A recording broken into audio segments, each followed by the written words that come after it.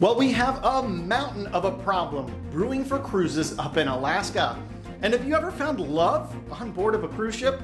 I know there was a whole TV show about it. Well, there's about to be another one, and I'll tell you how you can watch it. Plus, when the moon hits the sky like a big piece of pie, you're on Carnival. This will all make sense. Let's roll the intro.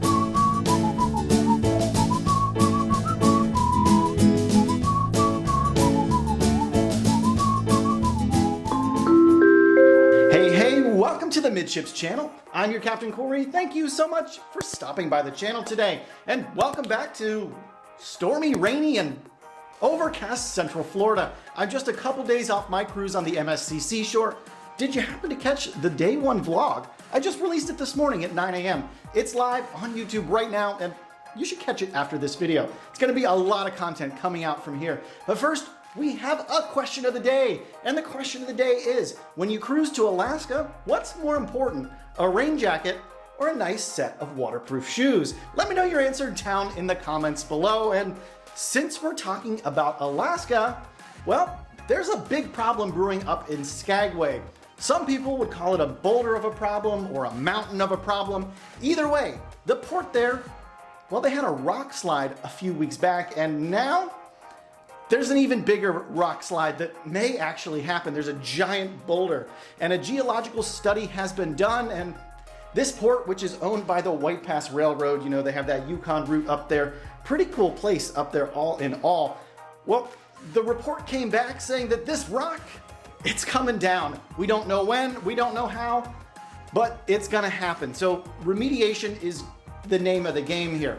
There's a temporary solution, there's a permanent solution, both of which have to go into effect. Now, for now, the port will remain closed, and anybody going there, well, your cruise is going to be affected a little bit. This is mainly where Princess cruise ships are going to dock. So if you're on a Princess cruise to Skagway in the next couple of weeks, yeah, this is definitely going to affect you. Make sure you watch your email for any updates coming from Princess Cruise Line. Now, in the short term, there's some remediation efforts that can be done to help prevent any immediate damages from falling rocks or boulders. Now, in the long run, Alaska, White Pass, whomever is going to have to address this issue by reshaping the mountainside, removing this boulder altogether. Some other solutions have been bantered about, of creating like an electronical notification system if anything moves or shifts up on the hillside. So it remains to be seen what happens up in Skagway, but this is a really popular port, and hopefully this all gets ironed out. The Alaska cruise season is coming to an end here in about a month or two, so they're gonna have some time to figure it out before season opens late next spring. So hopefully, fingers crossed, the Skagway boulder isn't a problem next year. Now, I have a quick story about a port that's been notoriously unfriendly to cruisers as of late, and that's over in Venice, Italy. They're not having anything to do with big cruise ships. In fact, they've actually put a ban on large cruise ships coming in. And if you want to go to Venice, you have to cruise miles away and drive hours in now.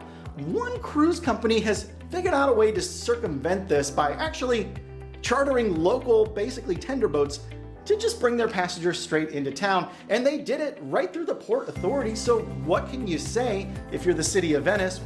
Not much. So joke's on you today, Venice. It looks like rules were meant to be broken in this particular situation, and luckily no one's getting hurt really by it. So I'm gonna laugh this one off. Now, before we get into our next story, I do want to remind you, you see this right here? The Cruise Nerd shirt? Well, that's in my Amazon affiliate store, and that is a perfect place for you to go if you have an upcoming cruise, or you just want to support this channel and my work. You can gear up for everything you need for your next cruise, from passport holders, things to make life in your cabin better, and the best way to look like you know what you're doing on embarkation day.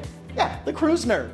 So check it out, there's an Amazon link in the description below this video. Now, let's talk about some Italian food, and we're talking Carnival Cruise Line.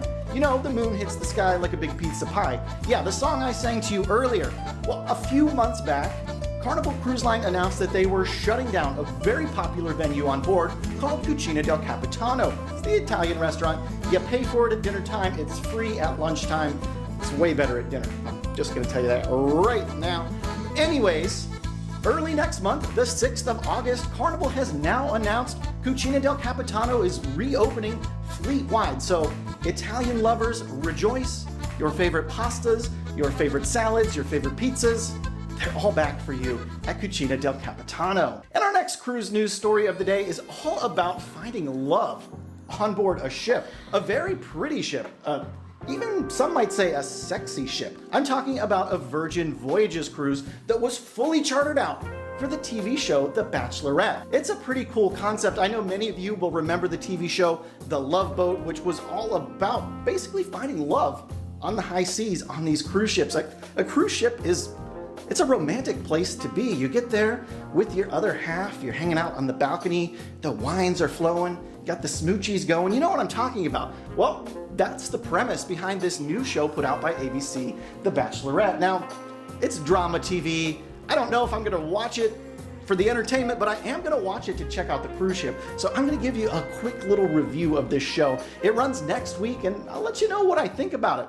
So if you made it this far into today's episode, thank you so very much. I really appreciate you. Don't forget to get subscribed to this channel so you stay up to date on all the cruise news going on. And I've got vlogs on vlogs on vlogs, my microphone's right here, coming out from the MSC Seashore, and you don't want to miss them. Thanks so much for stopping by the channel today, and until tomorrow, we'll see ya on the Midships.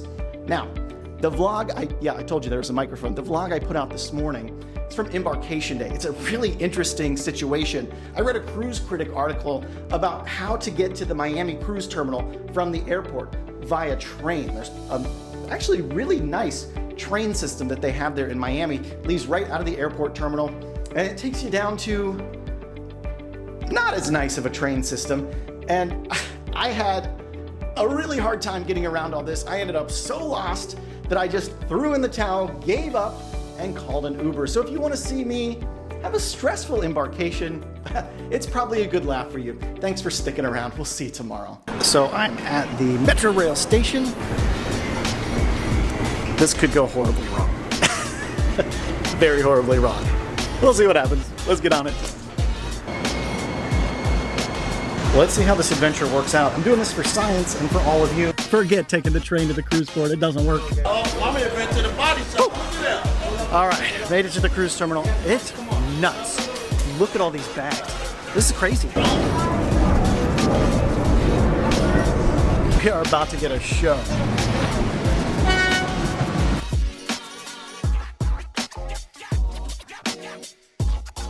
La la la la la la la la la la la la la la la.